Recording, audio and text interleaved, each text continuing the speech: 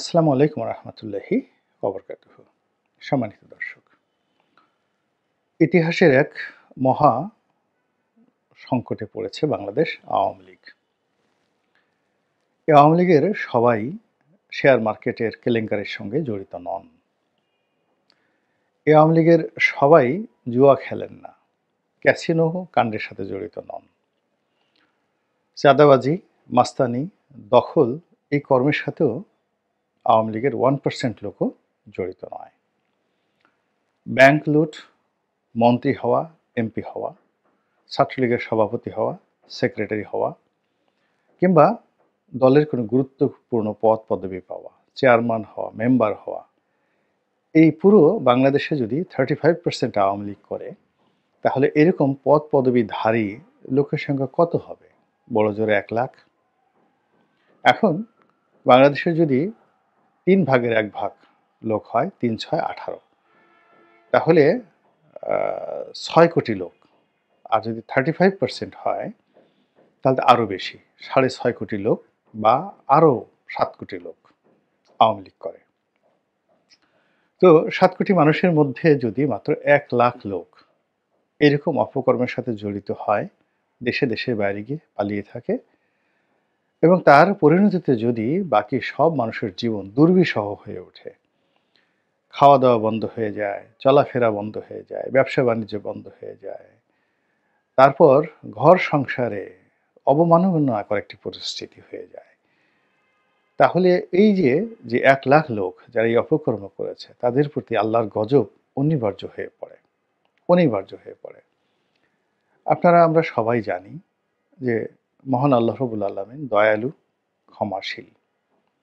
তিনি ক্ষমা করতে পছন্দ করেন, কিন্তু ক্ষমা করার কতগুলো শর্ত আছে। প্রথমত ক্ষমা চাইতে হবে, এবং সেটি মুখে মুখে বললে হবে না। লা হাওলা ওয়ালা কুওয়াতা বা আস্তাগফিরুল্লাহ এইভাবে মুখে মুখে আপনি বললেন হবে না। আপনার মধ্যে একটা দহন হতে হবে, অনুশোচনা হতে হবে, যেটিকে তওবাতুন নাসুহা হিসেবে সবাই যেটিকে মান্যগণ্য করে, যে তোমরা যদি তওবা করো তাহলে নাসুয়ার মতো করো। নাসুয়ার কাহিনী আপনারা জানেন, যারা জানেন না তারা জেনে নেবেন। এখানে ভিডিও বড় হয়ে গেলে অনেকে বকাঝকা করেন, গল্প শুনতে চান না। তো তওবাতুন নাসুয়া অর্থাৎ আপনি মহান আল্লাহ রাব্বুল আলামিনের কাছে অনুশোচনা করবেন যে আল্লাহ, আমি যে কর্মগুলো করেছি খুবই অন্যায় করেছি, আমি তোমার হক নষ্ট করেছি। এর কারণ হলো তুমি আমাকে ক্ষমতা দিয়েছিলে, পদ দিয়েছিলে, পদবি দিয়েছিলে, সুযোগ সুবিধা দিয়েছিলে, তোমার নেয়ামত ছিল। আমি তোমার সেই নেয়ামতকে অপমান করেছি, অস্বীকার করেছি, করে আমি চুরি করেছি, ডাকাতি করেছি, খুন করেছি, ধর্ষণ করেছি, রাহাজানি করেছি। মালিক, আমি ভুল করেছি। এই কথা বলার সঙ্গে সঙ্গে আপনার অনুশোচনা। কি অনুশোচনা? আমি যে ভুলগুলো করেছি, যাদের টাকা চুরি করেছি, আমার কারণে তাদের কি কষ্ট হয়েছে, আমি যাদেরকে বঞ্চিত করেছি তাদের কি দুঃখ হয়েছে, আমি যাদেরকে খুন করেছি সেই পরিবারে কি দুর্বিষহ বেদনা, কষ্ট, ব্যথা ভর করেছে। এই জিনিসগুলো আপনাকে পোড়াতে হবে, দহন তৈরি হবে আপনার মধ্যে। তারপরে সেই দহন থেকে আপনি কাঁদবেন, কেন আমি এই কাজ করতে গেলাম? আমি তো জুলুম করেছি নিজের প্রতি। লা ইলাহা ইল্লা আনতা সুবহানাকা ইন্নী কুনতু মিনাজ জালিমিন। তো এইভাবে আপনার মধ্যে একটা দহন হবে। এরপরে দহন থেকে আপনি বলবেন যে আমি এর থেকে ফিরে আসতে চাই। তওবা মানে ফিরে আসা। তখন আপনি আল্লাহর আশ্রয় গ্রহণ করবেন যে, হে আল্লাহ, আমি ফিরে আসতে চাই, আমি তওবা করলাম। এরপরে আপনি কমিটমেন্ট দেবেন যে আপনি বাকি জীবনে আর এই কাজ কখনোই করবেন না। অতীতের এই মন্দ কাজের কাফফারা আদায় করার জন্য সব কাজ করবেন। এটা হলো ক্ষমা পাওয়ার একটা সাধারণ প্রক্রিয়া। এখন আওয়ামী লীগ যে ক্ষমতা থেকে উচ্ছেদ হয়েছে, তাদের বিরুদ্ধে যে এত বড় একটা বিপ্লব হয়েছে, এটা তো এমনি এমনি হয়নি। এই যে আওয়ামী লীগের যারা আমজনতা, সাধারণ মানুষ, যাদের কাজই হলো নৌকা নৌকা স্লোগান করা, জয় বাংলা বলা, শেখ হাসিনার প্রশংসা করা, বা শেখ হাসিনার সাথে একটা ছবি তুলেছে, এতটুকুই তাদের শান্তি। তাদের কারণে তো আওয়ামী লীগের পতন হয়নি। আওয়ামী লীগের পতন যেদের কারণে হয়েছে, তাদের কয়জন ধরা পড়েছে? অল্প কয়জন, অল্প কয়েকজন, এবং ধরা পড়ার পর দেখেন তাদের অহমিকা কোন পর্যায়ে চলে গেছে। কারোর মধ্যে কোনো অনুশোচনা নেই। এদেরকে জেলখানা থেকে কোর্টে আনা হয়। এরা এখানে মুচকি, মুচকি হাসে। এরা সিনা উঁচু করে হাঁটে। এরা এখনো পর্যন্ত পুলিশকে ধমক দেয়। মানে এদের এই আচরণের কারণে এখন মনে হয় যে ওই যে ১ম দিকে এদেরকে কোর্টে উঠানোর সময় যে লাথি মারা হয়েছে, গুঁতো মারা হয়েছে, ডিম মারা হয়েছে, এদের বিসি ফাটিয়ে দেওয়া হয়েছে, এগুলো এখন এদের আচরণে জাস্টিফাইড হয়ে যাচ্ছে। যে এদেরকে যদি ওইভাবে দমন করা না হতো, এরা ওই ১ম দিন থেকে গালাগালি করত। এখন এই যে লোকগুলো গালাগালি করছে বা লোকগুলো অহমিকা দেখাচ্ছে, কথাবার্তা বলছে, এর ফলে কি হচ্ছে? সরকারের জন্য খুব সুবিধা হচ্ছে আওয়ামী লীগকে চেপে ধরার জন্য। তারপর আওয়ামী লীগের যারা বিরোধী পক্ষ, তাদের জনপ্রিয়তা বাড়ছে। আর আওয়ামী লীগের যারা আমজনতা, সাধারণ জনগণ, 99.99%, অর্থাৎ ৭ কোটি বাঙালির মধ্যে যদি ১ লাখ এরকম দুর্বৃত্ত হয় আর বাকিগুলো যদি নিরপরাধ হয়, তাহলে এই ১ লাখের জন্য তাদের জীবন দুর্বিষহ হয়ে পড়ছে প্রতিটি মুহূর্তে। এবং এই দুর্বিষহ যারা বাংলাদেশে এখন আছেন তারা বুঝতে পারবেন। যারা পালিয়ে আছেন বা যারা ঘোরাফেরা করছেন, রাস্তায় অনেকে ঘোরাফেরা করছেন, পরিচয় দিতে পারছেন না তারা আওয়ামী লীগ করেন। তারা বাস্তুচ্যুত হয়েছেন অনেকে। চট্টগ্রামের মানুষ ফেনীতে চলে এসেছেন, ফেনীর মানুষ কুমিল্লাতে এসেছেন, কুমিল্লার মানুষ ঢাকায় এসেছেন। অনেকের পেশা পরিবর্তন হয়েছে। অনেক ধনীর দুলাল ঢাকা শহরে রিক্সা চালাচ্ছে। বিভিন্ন হোটেলে বয় বেয়ারার কাজকর্ম করছে। তো এইরকম যে দুর্বিষহ জীবন, এগুলো ক্রমশ বেড়ে যাচ্ছে। এবং আওয়ামী লীগ রাজনীতিতে কতটা পুনর্বাসিত হবে, এটি এ সকল যারা দুর্বৃত্ত তাদের তওবার উপর নির্ভর করে। তারা যদি এরকমভাবে দম্ভ দেখায়, তারা যদি এইভাবে কাজকর্ম করে, তাহলে আওয়ামী লীগের এই যে বাকি ৭ কোটি বাঙালি, তাদের জীবনের জমানিশা এটা বাড়তে থাকবে। এবং আওয়ামী লীগ নামটি গালিতে এবং ঘৃণাতে পরিণত হবে এবং মুসলিম লীগের মতো একটা পরিণতি ভোগ করবে। তো কাজেই আমি স্বনির্বন্ধ অনুরোধ করব এই সকল দুর্বৃত্তদেরকে সংযত হন এবং কথা বলতে গিয়ে নিজের পাপের কথা চিন্তা করুন।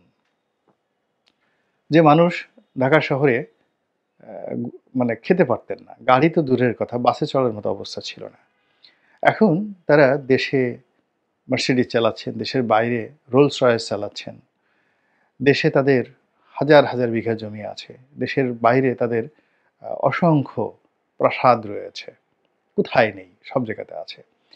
এখন সেই মানুষগুলো যদি এসে নিজেরা পালিয়ে গিয়ে কোটি কোটি টাকার বিনিময়ে তারা পালিয়ে গেছে, শত শত কোটি টাকার বিনিময়ে পালিয়ে গেছে, আর যারা বাংলাদেশে আছে এবং এখনও মনে মনে বঙ্গবন্ধুর নাম নেয়, তারপর মনে মনে শেখ হাসিনার কল্যাণ কামনা করে, স্বপ্ন দেখে আওয়ামী লীগের ক্ষমতায় আসবে, সেই মানুষগুলোকে জাহান্নামের আগুনের মধ্যে ধাক্কা দিয়ে ফেলে দিচ্ছে এ সকল দুর্বৃত্ত।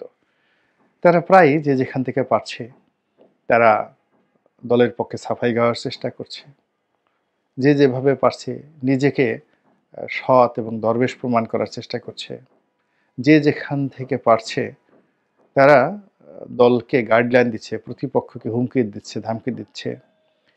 এবং সবচেয়ে বড় ব্যাপার হলো অনেকে অনেকে ভয়ে নিজেদের ছবিটা পর্যন্ত দেখাচ্ছে না, অডিও ফুটেজ দেখাচ্ছে, মানে অডিওতে তারা কথা বলছে।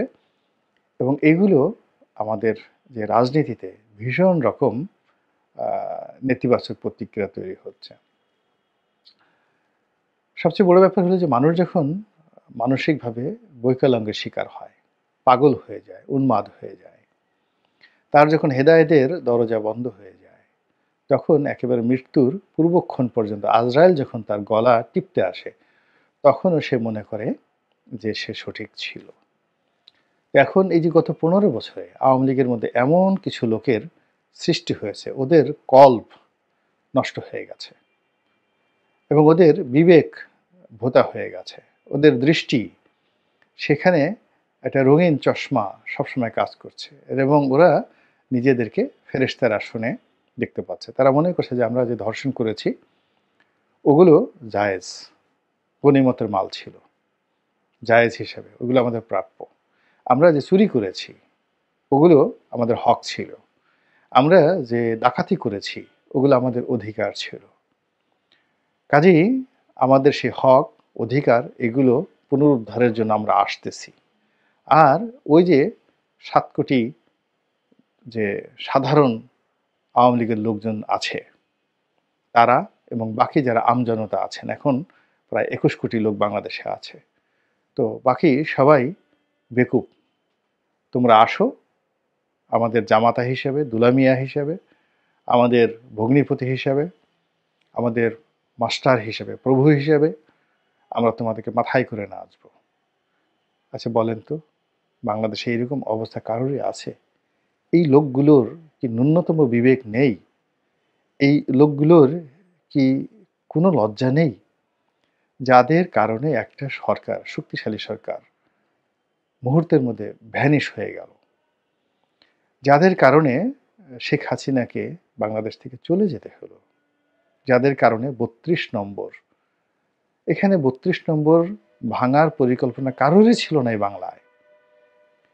এখানে বঙ্গবন্ধুকে যারা বঙ্গবন্ধুর মূর্তি ভেঙেছে, তারপরে বঙ্গবন্ধুর মাথার খুলির উপর মূত্র করেছে, মলমূত্র ত্যাগ করেছে, আবর্জনা ভরেছে, তারা কেউ এই কাজটা করতে চায়নি। এবং এখনো আমি একেবারে ঘোরতর বিরোধী যারা লোকজন আছেন এই সরকারে আছে, যারা আওয়ামী লীগের সবাইকে ফাঁসিতে লটকাতে চায়, এই সমস্ত লোকজনও কিন্তু বঙ্গবন্ধু সম্পর্কে নেতিবাচক ধারণা পোষণ করে না।